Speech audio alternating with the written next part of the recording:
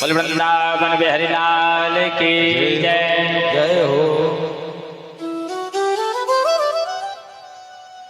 मैं तो कथा भूल गया हूँ, कहाँ कथा चल रही थी। देखो अब अभिषेक भैया बोल रहे हैं कि पांडाल में चल रही थी कथा।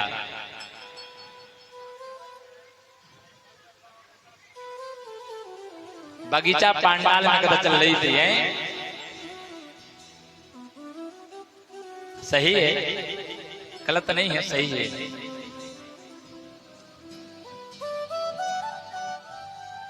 तो आज तुम पंडा के रूप में भगवान प्रकट हो गए थे। दानचंद ने जैसे ही कहा, दानचंद जैसे चिट्ठी से ऊपर आए, जल के ऊपर आए, आप कौन हैं? कहा मेरा यहीं परवास है, मैं यहीं रहता हूँ, और जो भी व्यक्ति आते हैं उन वो हमको साल साल भर के लिए दान दे जाते हैं। दानचंद ने कहा मेरे पास तो 1 रुपया भी नहीं है, 1 कौड़ी भी नहीं है। पंडा भगवान ने कहा अरे भैया भक्त, कोई दिक्कत नहीं, आप तो लिखवा दो। पंडा के रूप में कन्हैया मेरे। हेलो गुरुजी, थोड़ा भैया कलू, हमारी माताएं बहनें कुछ खड़ी हैं, इनको यथास्थान बैठा दें। और सभी माता बहनों से, भाइयों से अनुरोध है कि बिल्कुल शांति बनाए रखें।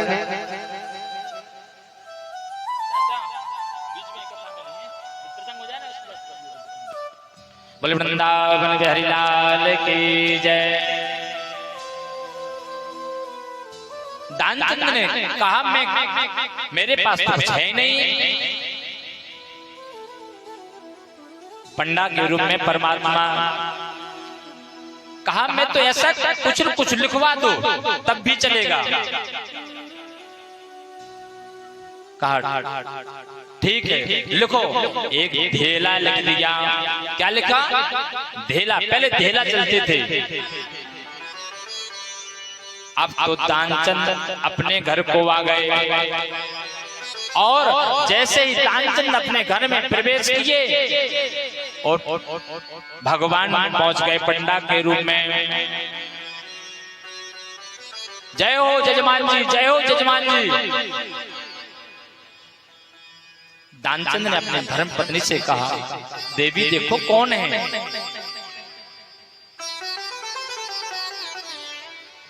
देखा, हाँ जैसा देखा पंडा, कहा मैं गंगा जी का पंडा हूं। दानचंद आए थे और वो एक धेला लिखवा गए, वो धेला लेने के लिए आया हूं। धर्मपत्नी दानचंद के पास पहुंची, कहा आपने गंगा के किनारे जो आप गए थे ना स्नान करने के लिए, तो कुछ लिखवा के आए थे ना? कहा हाँ। क्या? कहा धेला लिखवा के आए थे। कहा तो वो लेने के लिए आए हैं। पंडा आप वो धेला लेने के लिए आए हुए हैं। दानचंद ने अपने धर्मपत्नी से कहा जाओ कह दो वो तो बीमार पड़े हुए हैं। देखिए बीमार तो हो गया है पर एक धेला दे नहीं सकता है।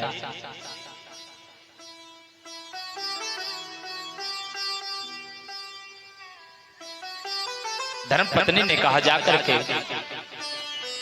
पंडा जी स्वामी जी को थके हुए आए इसलिए बीमार हो गए, बुखार हो गया। पंडा ने कहा अरे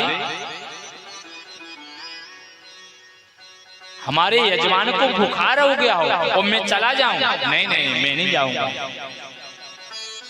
अब तो पंडा अब वहीं पर बैठ गए और बैठ करके वहीं पर बैठे हुए हैं। देखा मैया ने देखा वो तो बैठे हुए हैं। दानचंद ने कहा जा देख क्या हो देवी, क्या हुआ? कहा वो तो बैठे हुए हैं। दानचंद ने कहा जाओ कह दो वो तो मर गए, जाओ कह दो मर गए वो तो चल गए।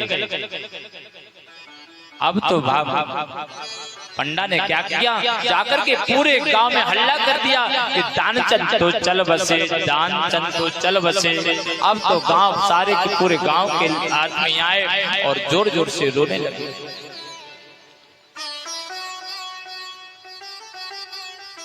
अर्थी तैयारी करी। अब तो दानचंद की पत्नी रो रही, अरे वो तो मरे नहीं। पर कन्हैया क्या बोल रहे हैं दान पंडा के रूप में, अरे तो तुम्हारा भाव है, जो आए थे वो तो चले गए, वो तो गए।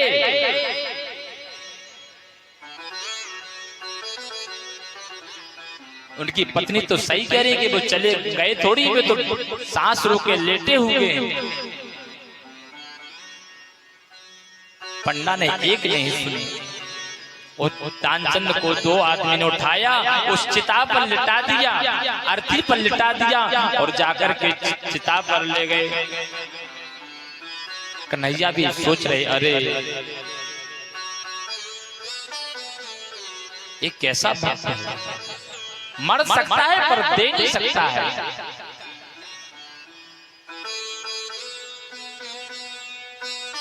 अब तो जैसे ही सभी गांव वासियों ने चिता पर लेटा दिया, अब तो आग लगाने वाले थे। जैसे अग्नि, कहा रुको रुको भाई, कहा क्या हुआ? कहा मेरा जजमान है, हमको कान में मंत्र बोलना पड़ेगा।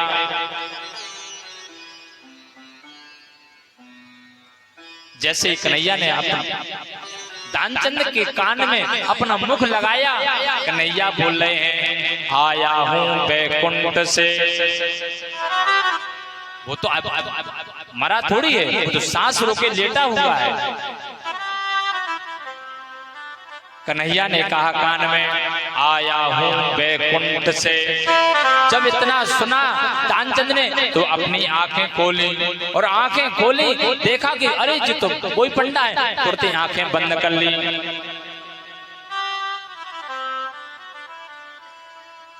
आंखें खोली और तुरंत बंद कर ली।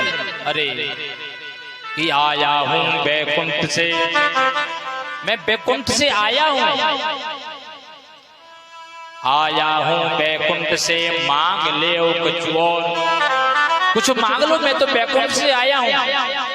तो दानचंद ने क्या किया, उस चिता से खड़े होकर क्या बोल रहा है कि धेला दीजिए छोड़, हमको कुछ नहीं चाहिए, जो मैंने तुम्हारे लिए धेला लिखा था उसको ही छोड़ दो। ऐसे संसार में दानचंद दान धर्मान राज धर्मान। आप अगर जल कुएं से जल जितना निकालोगे तभी तक वो साफ रहेगा, जिस दिन छोड़ दोगे तो वो गंदा हो जाएगा।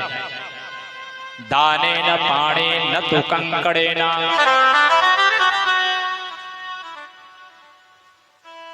अगर हमको दान को शुद्ध करना है तो आपको धन को शुद्ध करना है तो आपको दान करना पड़ेगा। दाने न पाने न तो कंकड़े न, कंकड़ की हाथ की शुद्धि, हाथ कब अच्छे लगते हैं जब दान करते हैं। तो इतना सुंदर उपदेश भीष्म पितामह ने दिया, और देखते देखते कन्हैया से कहा, उपदेश दिया।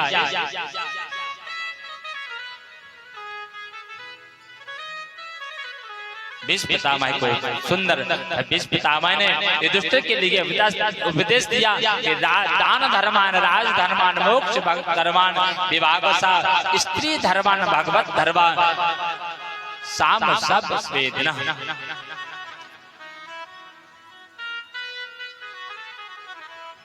अब तो भीष्म पितामह कन्हैया को निहार रहे हैं और कन्हैया से कहा भीष्म पितामह ने कन्हैया से कहा, कन्हैया आप थोड़ी मेरी तरफ देखो।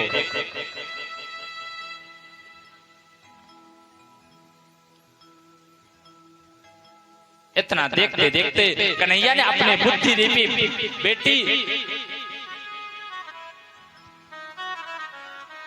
भीष्म पितामह ने कहा, कन्हैया आप जो हमारे पास एक बेटी है उसको आप ग्रहण करो। और ऐसा कहते कहते भगवान को निहारते भीष्म पितामह ने अपने देह त्याग दिया। बोलिए कृष्ण कन्हैया लाल की जय हो। इस प्रकार युधिष्ठिर राजा बने,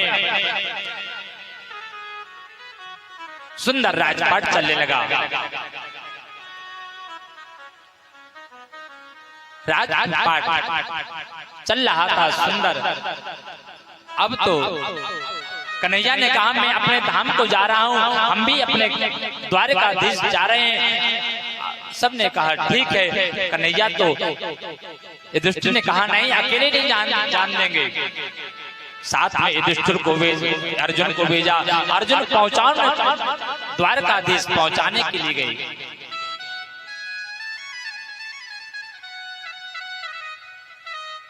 जब अर्जुन वहां से लौट रहे थे, अर्जुन को मन में गिलानी हो रही है।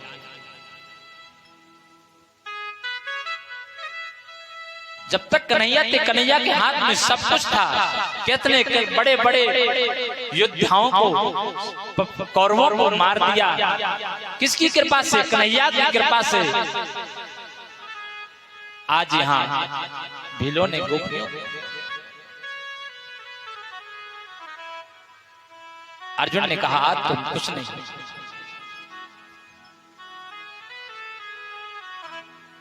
भील ने लूट गोपियां, वही अर्जुन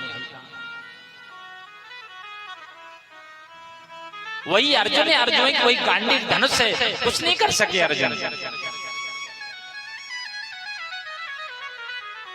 कन्हैया घर आए, कहा अर्जुन घर आए, देखा युधिष्ठिर ने पूछा भाई क्या हो गया, इतना मुखमंडल, इतना सुनते सुनते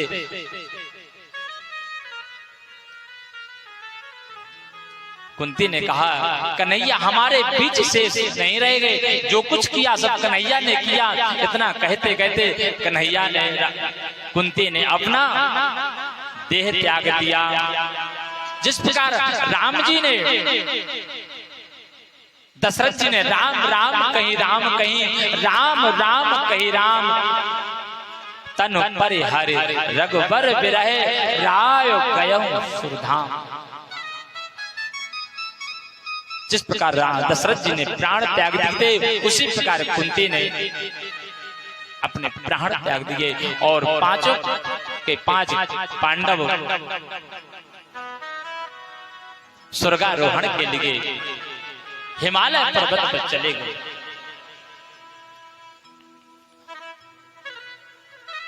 अब यहां कौन है? परीक्षित को राजगद्दी देकर के और राजा परीक्षित बैठे हुए सुंदर राजपाट चला रहे हैं।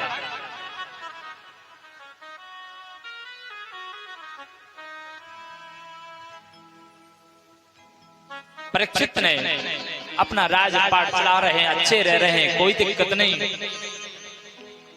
एक दिन राजा परीक्षित जंगल की ओर जा रहे थे।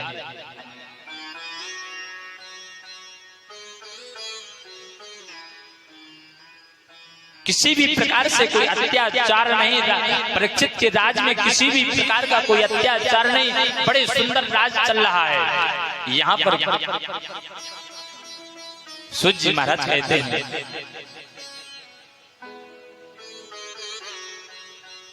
राजा का कैसा कर्म होना चाहिए, कैसा धर्म होना चाहिए।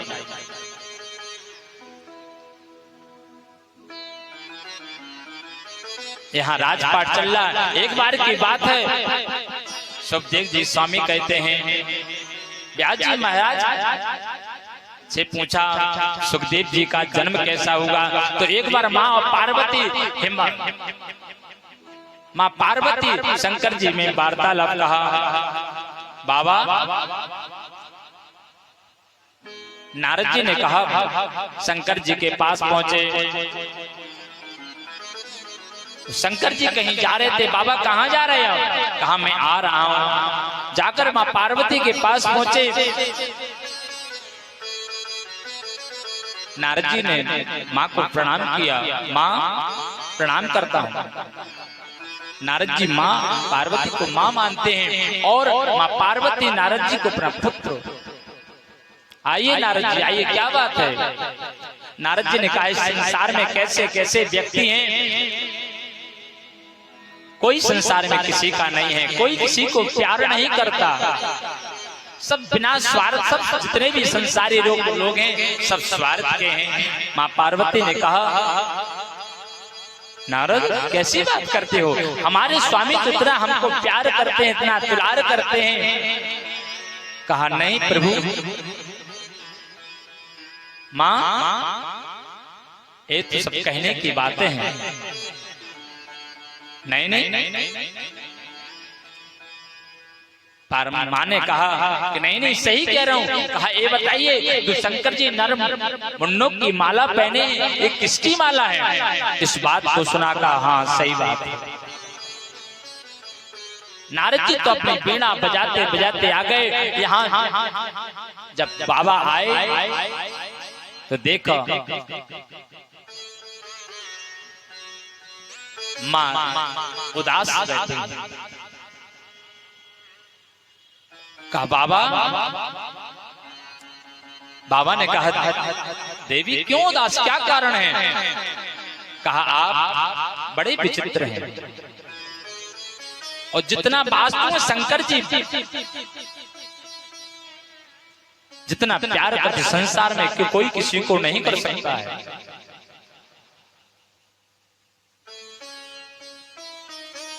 बाबा ने कहा किस बात की उदासी, क्या कारण है?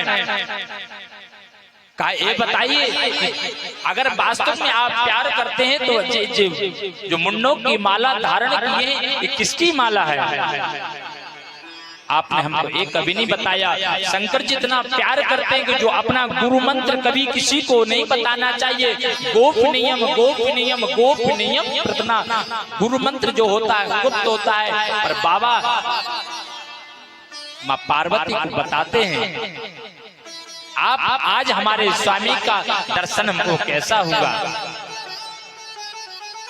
जो भी जितनी भी लीला होती सारी की सारी लीला बताते हैं बाबा।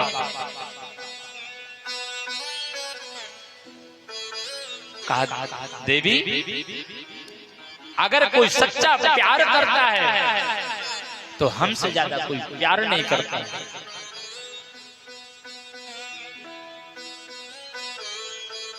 कहा इसका प्रमाण है जितने बार आपने शरीर को त्यागा है उसी प्रकार मैंने अपने आप के सिर को धारण किया, अपने गले में धारण किया। पार्वती ने कहा ओहो, अभी तो आप कपटी थे पर आप महाकपटी हैं। बोलिए जय श्री कृष्ण। अभी तो आप कपटी थे पर अब आप महाकपटी हैं। कहा क्यों? मैं तो बार बार मरता हूं, पुनरपि जननम पुनरपि मरणम।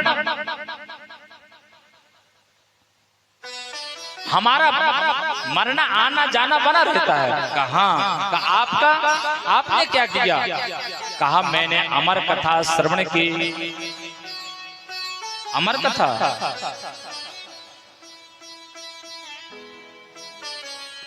इसलिए तो मैंने कहा कि आप महाकपटी हैं। अभी तो कपटी थे पर आप महाकपटी हैं। आपने वो कथा ऐसा उपाय करो ना कि हमको नहीं मरना पड़े। और संसार में जितने भी व्यक्ति हैं यही चाहते हैं कि हमको मरना नहीं है। अब मां पार्वती को लेकर के